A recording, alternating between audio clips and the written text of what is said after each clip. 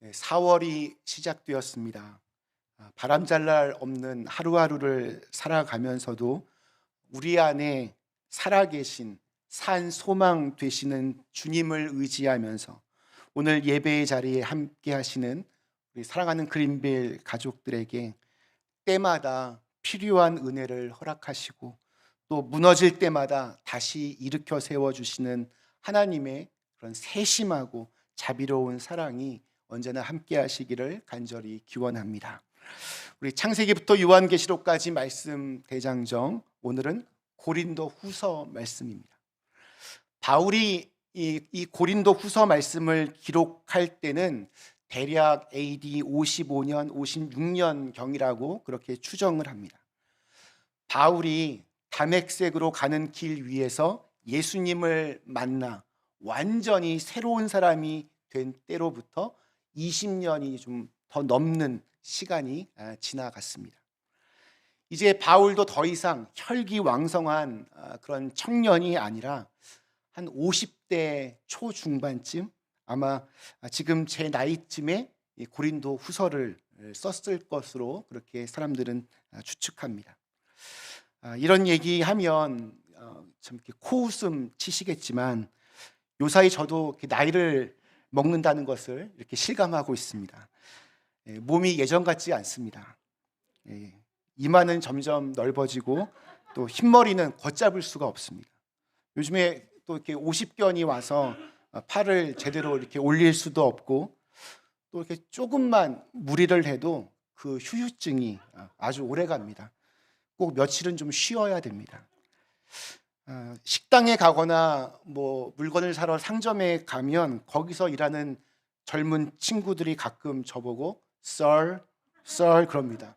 그러면 제가 속으로 뭐 너나 나나 나이도 비슷한데 왜 자꾸 나보고 썰이라고 하나 잘 이해할 수 없었는데 거울을 보면 단번에 이해가 됩니다. 내가 썰 이게 맞구나, 나 아저씨구나 인정하게 되었습니다. 50대에 다다른 바울 역시 자신의 몸이 이제 예전 같지 않다는 것을 잘 알고 있었습니다. 자신의 겉사람, 즉 육신의 몸이 점점 낡아지고 있다는 것을 절감했습니다. 몸만 약해지고 있는 것이 아니라 그가 처한 환경도 굉장히 나빴습니다. 바울 같은 위대한 사도가 복음을 전하는데 그 말씀을 듣는 모든 사람들이 할렐루야 아멘 주님을 영접한 것이 아니었습니다. 별다른 반응이 없을 때도 많았고 심지어 바울을 박해하고 죽이려고 하는 사람들도 많이 있었습니다. 그렇게 안팎으로 어려움에 처한 바울이 우리 16절에서 이렇게 고백을 합니다. 그러므로 우리가 낙심하지 아니하노니 우리의 겉사람은 낡아지나 우리의 속사람은 날로 새로워지는도다. 바울이 여기서 겉사람이 낡아진다라고 말하는 것은 그냥 단순히 자신의 나이가 점점 이렇게 늙어가고 있으며 육신적으로 이렇게 약해져 가고 있다, 이것만을 의미하는 것이 아닙니다. 우리 16절 말씀은 그러므로라고 하는 말로 시작합니다. 그러므로 이 말은 앞에 뭔가가 이렇게 있고 그것이 이렇게 연결된다라는 뜻입니다. 그러니까 앞에 있는 말을 봐야 알 수 있는데 우선 8절과 9절 말씀에 이렇게 증거하고 있습니다. 우리가 사방으로 우겨쌈을 당하여도 쌓이지 아니하며 답답한 일을 당하여도 낙심하지 아니하며 박해를 받아도 버림받되지 아니하며 거꾸러뜨림을 당하여도 망하지 아니하고. 우리 사방으로 우겨쌈을 당한다. 이 말은 헬라어 원문으로 보면 모든 면에서 이렇게 압박을 받는다라는 뜻입니다. 위에서 밑으로 눌림을 당한다라는 그런 표현이기도 합니다. 답답한 일을 당한다라고 하는 것은 이쪽으로 갈 수도 없고 저쪽으로 갈 수도 없고 앞으로 갈 수도 없고 뒤로 갈 수도 없는, 그러니까 사방의 모든 길이 다 막혀 있는 당혹스러운 상황 가운데 있다는 말입니다. 또 박해를 받는다라는 말이 있는데 이것은 마치 짐승이 사냥꾼에게 쫓기는 것처럼 뒤에서부터 이렇게 추격을 당한다라는 뜻을 가지고 있습니다. 또 거꾸러뜨림을 당한다. 이것은 고대 올림픽 레슬링 경기에서 나온 말인데 상대 선수로부터 번쩍 들어 올려져서 내쳐지는 것을 말합니다. 정리해 보면 위로부터 압박을 받고 있고 모든 길은 다 막혀 있고 뒤로부터는 추격자가 따라오고 있습니다. 그 밑에서부터 번쩍 들려 올려져서 거꾸러뜨림을 당하는 상황. 이것이 지금 바울이 처한 상황입니다. 그러니까 단순히 몸만 약해지는 것만이 아니라 바울의 육신을 감싸고 있는 눈에 보이는 모든 상황들이 힘겨웠기 때문에 그는 겉사람이 낡아진다라는 표현을 하고 있습니다. 그런데 놀랍게도 이러한 환경 속에서 그는 벌떡 다시 일어난다라고 말합니다. 비결이 오늘 처음 7절에 나옵니다. 우리가 이 보배를 질그릇에 가졌으니 이는 심히 큰 능력은 하나님께 있고 우리에게 있지 아니함을 알게 하려 함이라. 요즘은 우리 권투가 별로 인기 없지만 제가 아주 어릴 때 이 권투 경기가 있는 날은 특별히 무슨 세계 챔피언전이 있는 날은 정말 전 국민이 열광했던 그런 기억이 있습니다.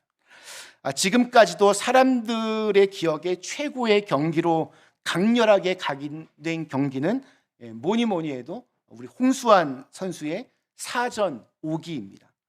4번을 연속해서 다운을 당했는데 다시 일어나서 그 다음 라운드에 오히려 KO로 경기를 끝낸 믿기지 않는 승리를 거두었습니다. 바울도 수없이 다운을 당했습니다. 영어로 넉다운이라고 그러죠. 그런데 넉아웃, 그러니까 KO 되지는 않았습니다. 넘어졌는데 또 일어나고 넘어졌는데 또 일어났습니다. 그리고 그 비결이 질그릇같이 약하고 깨지기 쉬운 자기 안에 자기 속에 보배가 들어있기 때문이라고 합니다. 그 보배가 과연 무엇입니까? 바로 예수 그리스도입니다. 비록 자기는 질그릇같이 보잘것없고 또 연약한 존재이지만 그 안에 엄청난 보배, 즉 예수 그리스도가 들어 있었기 때문에 그 힘으로 다시 일어날 수 있었다고 그렇게 고백하는 것입니다. 우리 10절에는 이런 표현도 나옵니다. 우리가 항상 예수의 죽음을 몸에 짊어짐은 예수의 생명이 또한 우리 몸에 나타나게 하려 함이라. 바울의 인생은 계속해서 주님을 위해서 죽는 삶이었습니다. 그래서 그는 고린도전서 15장에 보면 나는 날마다 죽노라 라는 고백을 하기도 했습니다. 바울은 매일같이 죽는 인생이었습니다. 예수님 때문에 그랬습니다. 불의로 가득 찬 세상에서 자신은 예수님을 위하여 죽음에 넘겨지는 삶을 매일같이 살고 있었다라고 선포합니다. 누구든지 조금이라도 더 살아보려고 발버둥치는 것이 당연한 상황 속에서 나는 예수님을 위해서 매일같이 죽는다라고 그는 선포합니다. 바울의 위대한 점은 왜 하필 나에게 이러한 고난이 찾아오는가? 왜 나는 이런 신세가 되었는가? 내가 주님의 영광을 위해서 살고 이렇게 열심히 복음을 증거했는데 왜 주님은 나를 보호해 주지 않으시고 이러한 고통을 당하게 하시는가? 이렇게 낙심하거나 원망하지 않았다는 사실입니다. 오히려 그 반대였습니다. 이어지는 11절에서 이렇게 증언합니다. 우리 살아있는 자가 항상 예수를 위하여 죽음에 넘겨짐은 예수의 생명이 또한 우리 죽을 육체에 나타나게 하려 함이라. 바울이 예수님과 복음 때문에 고난을 당하고 또 죽음의 위협 속에 처해 있을 때 오히려 자기가 죽으니까 예수 그리스도의 생명이 나타난다는 것입니다. 오늘 우리 역시 똑같습니다. 지금 위로부터는 압박을 받고 모든 길은 다 막혀 있고 뒤로부터는 추격을 당하고 밑에서부터 확 던져져서 거꾸러뜨림을 당한 것과 같은 상황에 처해 있는 것처럼 느껴져서 그렇게 낙심하고 있다면 그럴 때 우리가 다시 일어설 수 있는 비결이 과연 무엇이겠습니까? 그 비결은 다른 데 있지 않습니다. 오직 예수님께 있습니다. 내 안에 예수 그리스도라는 보배가 계십니다. 요즘 일이 잘 안 풀린다고 해도, 사방에서 우리를 공격한다고 해도, 빠져나갈 구멍이 전혀 보이지 않는 상황이라고 해도 우리는 결코 패배자가 될 수 없습니다. KO 당하지 않습니다. 왜냐하면 온 우주에서 가장 귀한 보배이신 예수 그리스도께서 바로 내 안에 계시기 때문입니다. 가장 값지고 고귀한 것을 내 안에 가지고 있는데 어떻게 패배자가 될 수 있겠습니까? 가장 귀한 보배를 품고 있는 사람은 결코 패배자가 아닙니다. 결코 실패자가 아닙니다. 그러므로 혹시 좀 어려운 일들이 계속해서 몰려오고 그래서 마음이 너무 낙심이 될 때 난 아무리 해도 안 돼. 난 아무짝에도 쓸모없는 존재야. 이런 식으로 자기 스스로를 비하하면 안 됩니다. 사실이 아닙니다. 그것은 마귀의 속삭임입니다. 하나님의 음성을 들어야지. 그럼 마귀의 음성을 들어서야 되겠습니까? 하나님은 우리를 천하보다 귀한 존재로 바라보고 계십니다. 너는 나의 가장 귀한 자녀다. 너를 위하여 나의 예수를 십자가에 못 박았다. 우리 안에 그분의 독생자 예수 그리스도가 계십니다. 성경에서 바울이 처음으로 등장하는 사건은 우리 기독교 최초의 순교자 스데반 집사님이 돌에 맞아 죽을 때였습니다. 그때 바울은 사울이라고 하는 이름을 가지고 사람들을 선동했습니다. 예수님이 지신 죽으신 십자가도 정말 참혹한 죽음이지만 돌에 맞아 죽는 것도 정말 만만치 않게 잔인한 방법입니다. 사람들이 돌을 던지려고 하면 크고 무거운 돌은 던질 수 없습니다. 그러니까 손으로 던질 만한 크기의 돌로 도대체 몇 개의 돌을 맞아야 사람이 죽겠습니까? 이게 생각만큼 죽이는 게 쉽지가 않았을 겁니다. 돌에 맞는 사람은 굉장히 오랜 시간 동안 그 고통을 견뎌내야 합니다. 그런데 스데반 집사님이 어떻게 죽어갔습니까? 그 순간에 그는 하늘의 문이 열리고 보좌 우편에 계신 주님께서 일어나서 자기를 응원하시는 것을 보았습니다. 그래서 그는 돌에 맞아 죽는 그 끔찍한 고통 속에서도 그의 얼굴이 천사의 얼굴과 같았다라고 성경은 기록하고 있습니다. 심지어 자기에게 돌을 던지는 사람들을 위하여 기도까지 했습니다.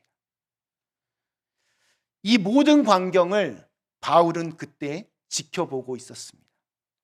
그때 그의 마음속에는 아마 어떻게 저럴 수 있을까 하는 생각이 들었을 것입니다. 그리고 시간이 지나서 스데반이 믿고 의지하였던 예수님을 바울 역시 믿고 의지하면서 그 모든 비밀을 알게 되었습니다. 그래서 마지막 우리 17절과 18절에서 이렇게 고백을 합니다. 제가 표준세 번역 말씀으로 읽어보겠습니다. 지금 우리가 겪는 일시적인 가벼운 고난은 비교할 수 없을 정도로 영원하고 크나큰 영광을 우리에게 이루어 줍니다. 우리는 보이는 것을 바라보는 것이 아니라 보이지 않는 것을 바라봅니다. 보이는 것은 잠깐이지만 보이지 않는 것은 영원하기 때문입니다. 예전에 인터넷에서 어떤 분이 돼지를 무시하지 말라 이런 글을 쓴 적이 있었는데, 우리는 보통 돼지 그러면 돼지처럼 무식한 놈 뭐 이런 표현을 합니다. 근데 사실은 돼지가 굉장히 영리한 동물이라고 합니다. 하지만 돼지에게는 아주 결정적인 약점이 하나 있습니다. 돼지는 등이 땅에 닿지 않으면 하늘을 쳐다보지 못합니다. 목이 너무나 두꺼워서 그렇습니다. 항상 땅만 보며 살아갑니다. 우리 역시 하나님을 믿는다고 하면서도 좀 어려움이 오고 환난을 당하여서 넘어져서 등이 땅에 닿을 때만 하늘을 쳐다볼 때가 참 많이 있습니다. 돼지가 항상 땅만 보며 뭐 먹을 것이 없나 하고 찾는 것처럼 우리들도 평소에 땅에 있는 것만 뭐 좋은 거 없나 하고 살다가 하늘은 바라보지 않습니다. 이 땅의 편안함과 안락함만 바라며 살고, 또 어쩌다 조금 힘든 일이 오면 그것 때문에 낙심하고 괴로워합니다. 보이는 것은 잠깐입니다.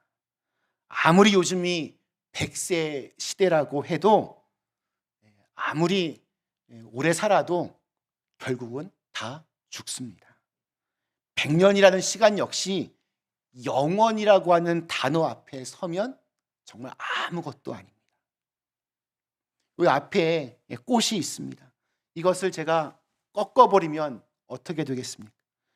살아있는 것이나 꺾어서 손에 들고 있는 것이나 뭐 꽃은 꽃입니다. 꽃은 여전히 아름답습니다. 하지만 시간이 조금만 지나면 어떻게 되겠습니까? 살아있는 것은 계속 싱싱합니다. 꺾인 것은 처음에는 아름답다가 금방 시들시들해집니다. 왜냐하면 꺾어서 죽어 생명이 없기 때문입니다. 금방은 화려하고 아름다울 수 있지만 일시적인 것입니다. 금방 시들어 죽어버립니다. 이 땅에 보이는 것들 대부분 다 그렇습니다. 당장은 좋고, 당장은 화려하고, 당장은 아름다워 보이지만 금방 시들어져 버립니다. 별거 아닙니다. 거기에 생명이 없기 때문입니다. 진정한 생명은 바로 예수님께 있습니다. 그 비밀을 알아야 속사람이 날로 날로 새로워질 수 있습니다.